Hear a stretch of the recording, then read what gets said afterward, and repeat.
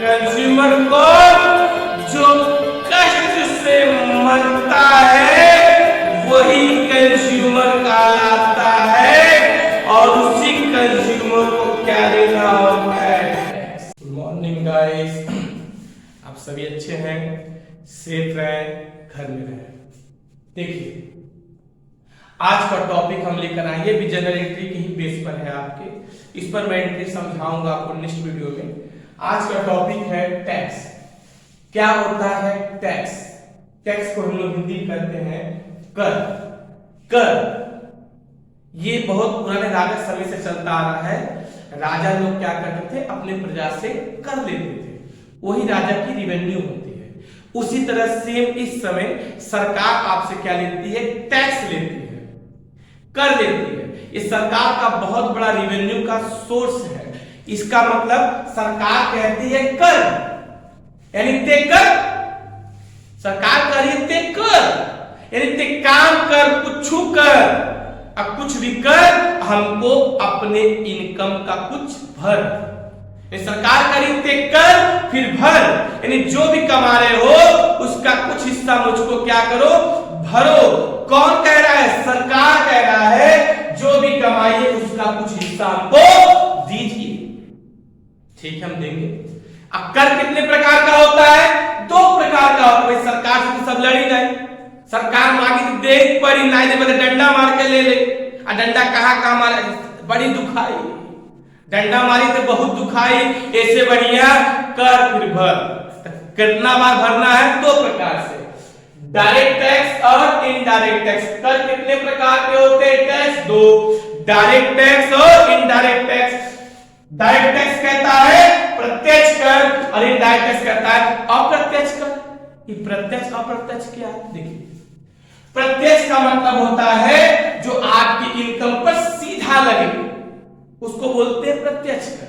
और अप्रत्यक्ष का मतलब होता है जिस गुड्स को आप परचेस करते हैं उस पर या जो सेल हो उस पर लगे, उसको बोलते हैं अप्रत्यक्ष। मतलब डायरेक्ट टैक्स का मतलब जो भी आप इनकम कमाते हैं, जैसे उसी का नाम है इनकम टैक्स, यानी आपके 1 ईयर, एक साल पर जो आप टोटल इनकम कमाते हैं उस इनकम पर जो टैक्स लगता है, या तो आप ऐसे कह सकते हैं जिस टैक्स को आप खुद जाकर इनकम टैक्स विभाग में जमा करते हैं उसी को हम लोग बोलते हैं डायरेक्ट टैक्स। जैसे आपने 5 लाख इनकम कमाया और सपोज कर लो 5 लाख का टैक्स कितना निकलता है, 30,000, तो ये 30,000 रुपए आपको खुद जाकर इनकम टैक्स विभाग की खिड़की पे बहुत खड़ा होके क्लर्क को क्या करना पड़ता है, अपने हाथ से देना पड़ता है।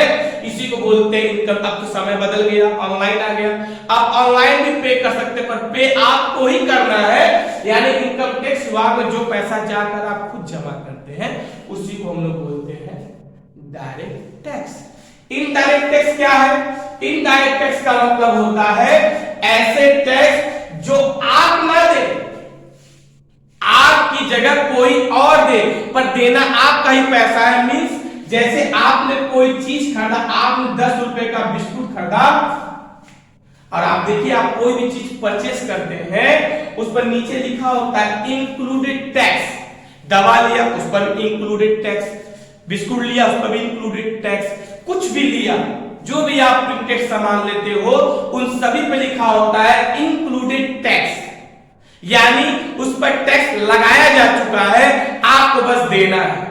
गवर्नमेंट ने लगा दिया है, आपको देना है। मतलब उस बिस्कुट का कीमत, जो आपने बिस्किट खरीदी है उसकी कीमत 10 रुपए है, पर एक्चुअली में उसकी कॉस्ट 9 रुपए है। इस 9 रुपए में उस फैक्ट्री वाले जिसने बिस्कुट को बनाया है उसका प्रॉफिट भी शामिल है, साथ में 1 रुपया उसने और जोड़ दिया टैक्स के रूप में। अब वो कहता है कंज्यूमर से कि भैया 10 रुपया दो।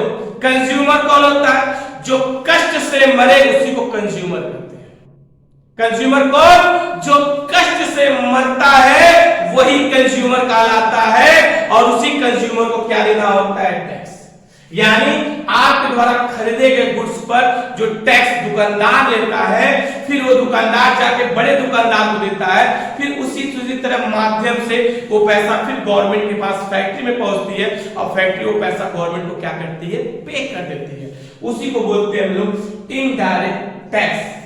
डायरेक्ट टैक्स वो टैक्स जो हम पे करते हैं खिड़की पर जाकर, इनडायरेक्ट टैक्स वो टैक्स जो मुझसे लिया तो जाता है पर मैं नहीं देता, ये कोई और जाकर क्या करता है, पे करता है। और इसी इनडायरेक्ट टैक्स के अंदर आता है जीएसटी, गुड्स सर्विस टैक्स।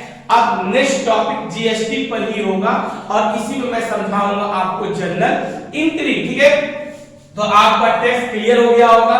और मैं बता दूं भारत के जैसे और भी देश है जहां पे दोनों टैक्स लिए जाते हैं, पर दुबई एक ऐसा देश है जहां सिर्फ और सिर्फ जीएसटी लिया जाता है, इनकम टैक्स नहीं लिया जाता है। इसीलिए जो है जीएसटी क्या नाम है, दुबई में लोग लग्जरी कारों में घूमते हैं, हम लोग साला साइकिल पे टिलिल साइकिल पे जाते हैं। क्या करें, पैसे नहीं जितना आता उतना टैक्स में घुस जाता है। अब तो साला आ ही नहीं रहा है, लॉकडाउन लग गया है। सबसे बड़ा आपको मैं बता दूं कोरोना सिर्फ एक जगह सबसे ज्यादा पाया जाता है, वो है स्कूल, जिसकी वजह से हम सभी लोगों के व्यापार क्या हो गए हैं, बंद कर दिए गए हैं। सभी शिक्षण संस्थाएं बंद कर दी गई। कोई बात नहीं, बी पॉजिटिव, फिर खुलेगा, फिर पढ़ेंगे, फिर आगे बढ़ेगा, पढ़ेगा इंडिया तभी बढ़ेगा इंडिया। बी सेफ, घर पर रहे, सुरक्षित रहे। जय हिंद, जय भारत।